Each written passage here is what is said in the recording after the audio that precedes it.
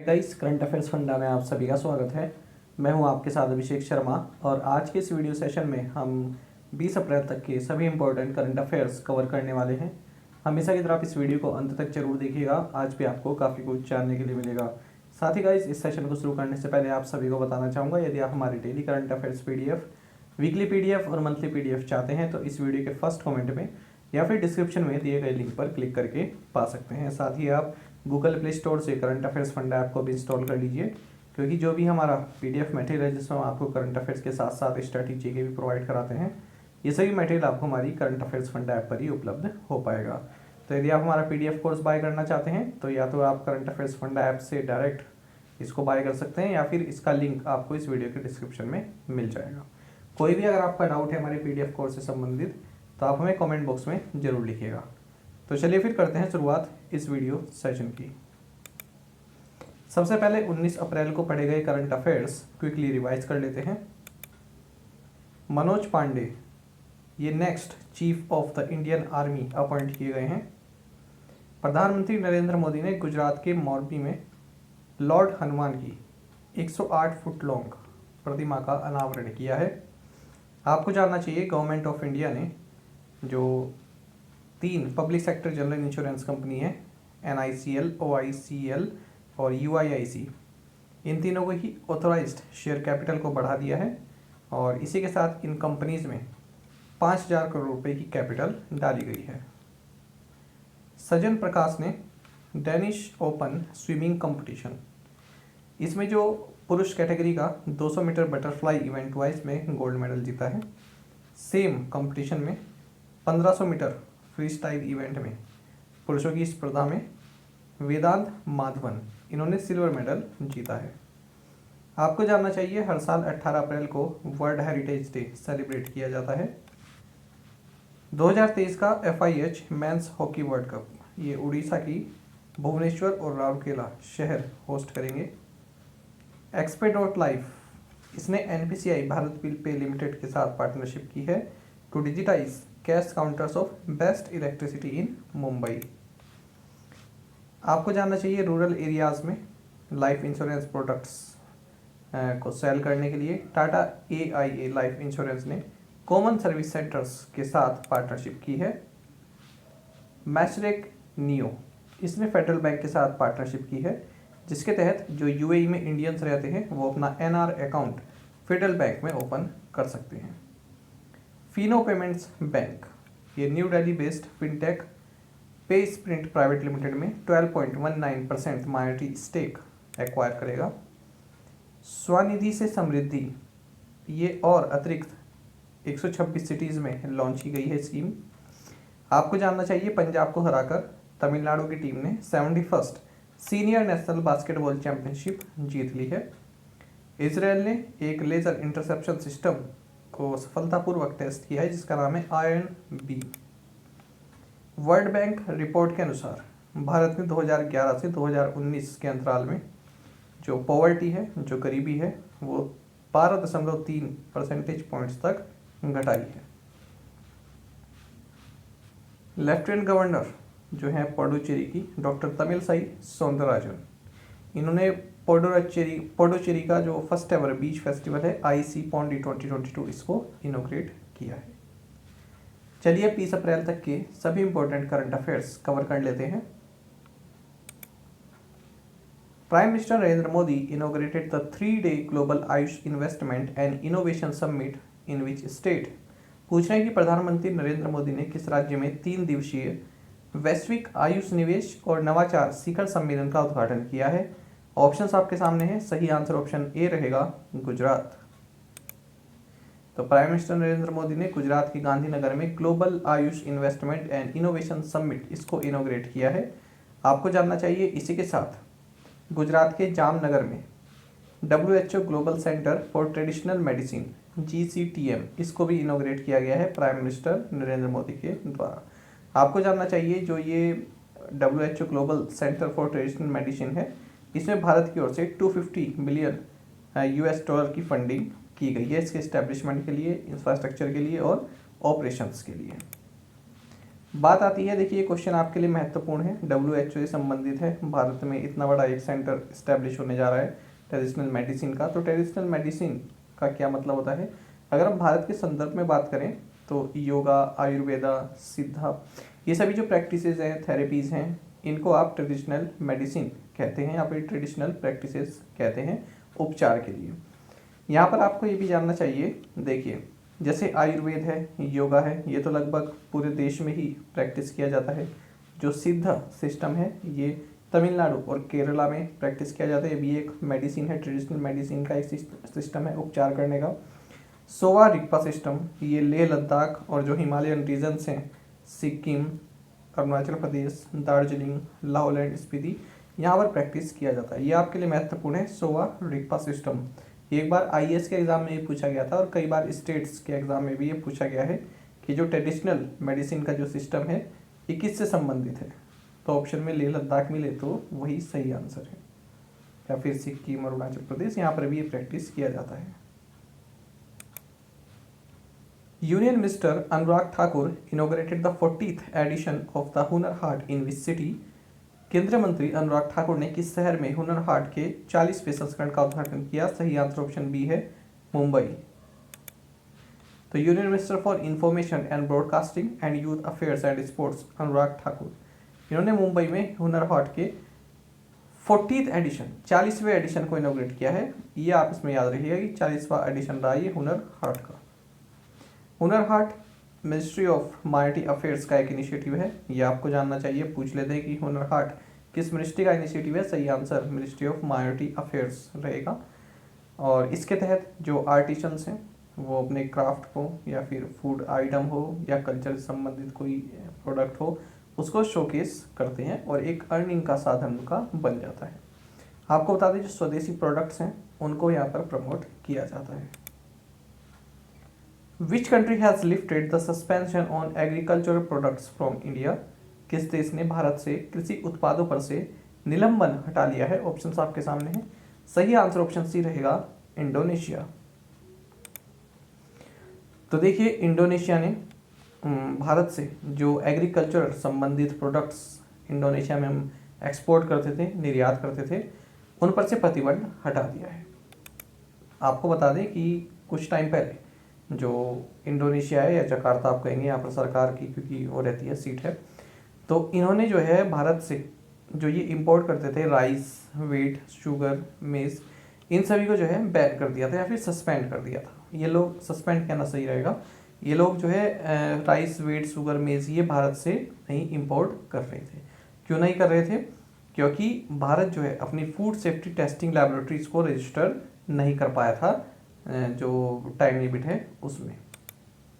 बाकी आपको इंडोनेशिया के बारे में जानना चाहिए। प्रेसिडेंट जोको विडोडो है, करेंसी यहाँ की इंडोनेशियन रुपया है। आपको ये भी जानना चाहिए कि इसी साल के शुरुआत में 18 जनवरी 2022 को इंडोनेशिया ने एक बिल पास किया था जिसके तहत इन्होंने जकार्ता से अपनी कैपिटल को ईस्ट कालीमंटन जो कि बोर्नियो आइलैंड के पास है, यहाँ पर शिफ्ट करने को मंजूरी दी थी। तो ये बिल पास हो चुका है जिसके तहत जकार्ता भी इतनी कैपिटल है, तो यहाँ से शिफ्ट करके ये कालीमंटन एक है, ठीक है, जगह बोर्नियो आइलैंड में, यहाँ पर शिफ्ट कर दिया जाएगा और इस कैपिटल का नाम होगा नुसंतारा। ये आपको जानना चाहिए। नुसंतारा का मतलब है archipelago. Which edition of India France joint staff talks was held in Paris, France? Bharat France संयुक्त कर्मचारी वार्ता का कौन सा संस्करण पेरिस, फ्रांस में आयोजित किया गया है? सही आंसर ऑप्शन सी है, 20th। तो देखिए 20वां edition India France joint staff talks ये पेरिस, फ्रांस में हाल ही में संपन्न हुआ है। आपको जानना चाहिए कि हाल ही में फरवरी के महीने में इंडिया और फ्रांस ने blue economy and ocean governance से संबंधित भी एक MOU साइन किया था। इसमें जो कोऑर्डिनेशन बढ़ाने को ये एक MOU साइन किया गया था। पूछ लेते हैं एग्जाम में, महत्वपूर्ण है। ब्लू इकोनॉमी हो, क्लाइमेट संबंधित कोई पैक्ट हो, ये सब जो है आपके एग्जाम पॉइंट ऑफ व्यू से काफ़ी महत्वपूर्ण रहते हैं, तो इन पर ज़्यादा फोकस आप रखा कीजिए। तो पूछ लेते हैं कि इंडिया और किस कंट्री ने हाल ही में ब्लू इकोनॉमी और ओशन गवर्नेंस से संबंधित एक पैक्ट साइन किया था? तो सही आंसर फ्रांस रहेगा। बाकी आपको ये भी जानना चाहिए कि हाल ही में इंडिया और फ्रांस की जो नेवीज़ हैं इन्होंने वरुण एक्सरसाइज, इसका 20th एडिशन रहा इस बार, इसको भी हाल ही में संपन्न किया है गोवा में, अरबियन सी में। Who has been appointed new chairman of India Pulses and Grains Association IPGA? Bharat दलहन और अनाज संघ के नए अध्यक्ष के रूप में किसे नियुक्त किया गया है? ऑप्शंस आपके सामने हैं। सही आंसर ऑप्शन सी रहेगा, बिमल कोठारी। तो India pulses and grains association IPGA, जो कि इंडिया की जो पल्सेस ट्रेड एंड इंडस्ट्री है, इसकी अपेक्स बॉडी है, इसने बिमल कोठारी को अपना नया चेयरमैन बनाया है। आपको बता दें, जो ये India pulses and grains association है, ये मुंबई महाराष्ट्र में बेस्ड है। Life insurance corporation of India LIC sold dash crore insurance policies in physical year 22। Bharatiya Jeevan बीमा निगम ने फिजिकल ईयर 22 में कितने करोड़ बीमा पॉलिसियां बेची हैं? ऑप्शंस आपके सामने हैं। सही आंसर ऑप्शन बी रहेगा 2.17। तो देखिए IPO आने वाला है life insurance corporation of India का। तो इसी के साथ यहाँ पर एक आंकड़ा आया है कि फिजिकल ईयर 22 यानी कि 21-22 में LIC ने 2.17 करोड़ इंश्योरेंस पॉलिसीज जो हैं बेची हैं। तो ये आपके लिए महत्वपूर्ण है, पूछ लेते हैं इस तरह के क्वेश्चन। ये कभी कभी हम जो है छोड़ देते हैं कि वैसा डेटा ही तो है, पर आजकल जो है आप प्रिडिक्ट नहीं कर सकते कि क्या पूछा जाएगा, क्या छोड़ दिया जाएगा। तो हम जो है इन चीज़ों को लेकर चलेंगे, क्योंकि LIC देखिए पिछले कुछ महीनों से काफ़ी चर्चा में बना हुआ है IPO से संबंधित, है ना। तो इसलिए जो है हम LIC से संबंधित जो भी न्यूज़ होगी उसको साथ में लेकर चलेंगे। फिजिकल ईयर 21 में 2.10 करोड़ पॉलिसीज इसने सोल्ड की थी और फिजिकल ईयर 22 में की है 2.17 करोड़। बाकी आपको ये भी जानना चाहिए, हाल ही में गवर्नमेंट ऑफ इंडिया ने जो फॉरेन एक्सचेंज मैनेजमेंट एक्ट है FEMA, इसमें भी संशोधन किया था, जिसके तहत अब LIC में ऑटोमेटिक रूट के तहत 20% फॉरेन डायरेक्ट इन्वेस्टमेंट किया जा सकता है। Who has been appointed as the chairman and managing director of Air India Asset Holding AIAHL? तो एयर इंडिया एसेट होल्डिंग के अध्यक्ष और प्रबंध निदेशक के रूप में किसे नियुक्त किया गया है? ऑप्शंस आपके सामने हैं। सही आंसर ऑप्शन सी रहेगा, विक्रम देव दत्त। तो appointment committee of the cabinet, इन्होंने सीनियर IAS ऑफिसर विक्रम देव दत्त वो एयर इंडिया एसेट होल्डिंग का चेयरमैन एंड मैनेजिंग डायरेक्टर यानी कि CMD नियुक्त किया है। आपको जानना चाहिए एयर इंडिया एसेट होल्डिंग को 2019 में सेटअप किया गया था। और आपको ये भी जानना चाहिए कि 8 अक्टूबर 2021 को गवर्नमेंट ऑफ इंडिया ने अनाउंस किया था कि टाटा ग्रुप ने एयर इंडिया को 18,000 करोड़ रुपए में एक्वायर करने की जो बिड है उसको जीत लिया है। Which of the following is the official digital payments partner for प्रधानमंत्री संग्रहालय? निम्नलिखित में से कौन प्रधानमंत्री संग्रहालय के लिए आधिकारिक डिजिटल भुगतान भागीदार है? ऑप्शंस आपके सामने हैं। सही आंसर ऑप्शन ए है, पेटीएम। तो देखिए पेटीएम के जो ओनर है 197 कम्युनिकेशन, इन्होंने कहा है कि Paytm official digital payments partner बन गया है प्राइम मिनिस्टर्स म्यूजियम का, जो कि न्यू दिल्ली में हाल ही में प्राइम मिनिस्टर नरेंद्र मोदी द्वारा 14 अप्रैल को इनोग्रेट किया गया है। तो क्या है इसका नाम? प्रधानमंत्री संग्रहालय या फिर प्राइम मिनिस्टर्स म्यूजियम। तो अब तक के जितने भी भारत के प्राइम मिनिस्टर हुए हैं उन सभी को एक ट्रिब्यूट है, उनके बारे में जानने के लिए यहाँ पर मिलेगा। तो इसका टिकट लगेगा और टिकट जो है आप जो पेटीएम के थ्रू भी यहाँ पर आप ले सकते हैं। हाल ही में हमने देखा था कि पेटीएम ने Indian railway catering and tourism corporation यानी कि IRCT के साथ भी पार्टनरशिप की थी, जिसके तहत रेलवे स्टेशन पर जो ऑटोमेटिक टिकट वेंडिंग मशीन्स हैं तो उनमें भी आप अपना डिजिटल टिकट जो है ले सकते हैं और ये सर्विस प्रोवाइड करा जा रही है पेटीएम के द्वारा। Who has taken over as the director Indian Institute of Plantation Management, Bangalore, an autonomous institution under Ministry of Commerce and Industry? किसने वाणिज्य और उद्योग मंत्रालय के तहत आने वाले स्वायत्त संस्थान भारतीय बागान प्रबंधन संस्थान बेंगलोर के निदेशक के रूप में पदभार संभाला है? सही आंसर ऑप्शन डी रहेगा, राकेश मोहन जोशी। तो देखिए जो Indian institute of plantation management है IIPM, ये बेंगलोर में स्थित है और ये ministry of commerce and industry के तहत एक ऑटोनोमस इंस्टीट्यूट है। तो इसके डायरेक्टर बने हैं professor Rakesh Mohan Joshi. What is India's growth projection for fiscal year 23 as per the IMF के अनुसार फिजिकल ईयर 23 के लिए भारत का विकास अनुमान क्या है? सही आंसर ऑप्शन सी रहेगा 8.2%। तो देखिए इंटरनेशनल मॉनेटरी फंड इसने अपनी annual report world economic outlook में जो है भारत की जो ग्रोथ फोरकास्ट है फिजिकल ईयर 23 यानी कि जो 2022-23 है इसके लिए स्लैश कर दिया। स्लैश का मतलब कम कर दी है, अब कर दिए 8.2%, जबकि जनवरी में इसने कहा था कि 9% से ग्रो करेगा भारत, अब कर दी है 8.2%। और साथ ही आपको जानना चाहिए इसने कहा है कि फिजिकल 24 में 6.9% से ग्रो करेगा। ग्लोबल ग्रोथ की बात करें यानी कि वैश्विक जो वृद्धि रहेगी पूरे, अगर हम पूरे ग्लोबल की बात करें, पूरे वर्ल्ड की बात करें, तो यहाँ पर इन्होंने कहा है कि 2021 में 6.1% से ग्रो करेगा और 2022-2023 में 3.6% से ग्रो करेगा। जो ग्लोबल जीडीपी है उसकी बात की जा रही है। प्रफुल्ल कर who passed away recently was the musician of which language? Praful कर जिनका हाल ही में निधन हो गया किस भाषा के संगीतकार थे? सही आंसर ऑप्शन ए है उड़िया। तो देखिए काफ़ी फेमस उड़िया सिंगर और म्यूजिक डायरेक्टर रहे प्रफुल्ल कर, इनका हाल ही में 83 वर्ष की उम्र में निधन हो गया है। आपको जानना चाहिए साल 2015 में इन्हें पद्मश्री से भी सम्मानित किया गया था। अच्छा, हाल ही में हमने ये भी देखा कि इंडियन एक्टर और स्क्रीन राइटर शिव कुमार सुब्रमण्यम, इनका भी हाल ही में निधन हो गया है। आपने इन्हें जो 2 स्टेट्स मूवी आई थी उसमें आलिया भट्ट के फादर के रूप में देखा होगा, तो हाल ही में इनका भी निधन हो गया है। तो दोनों ही ओबिचुरी से संबंधित ही न्यूज़ है, एक साथ मैंने आपके लिए क्लब कर दी है यहीं पर इसी स्लाइड में। India sugar exports grow by what percent since 2013-14? 2013-14 के बाद से भारत का चीनी निर्यात कितने प्रतिशत बढ़ा है? ऑप्शन आपके सामने है। सही आंसर ऑप्शन सी रहेगा 291%।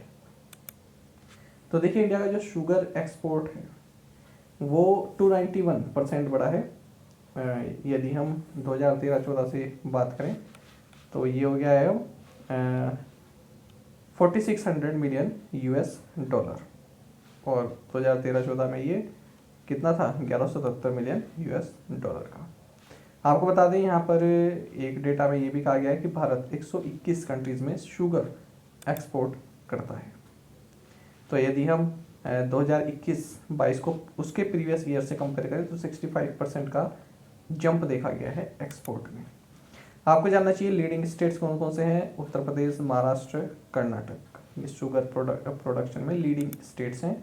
साथ ही आपको जानना चाहिए सबसे ज़्यादा जो शुगर प्रोड्यूस करता है वो ब्राज़ील है और दूसरे नंबर पर हम हैं। India is the world's second largest sugar producer after Brazil.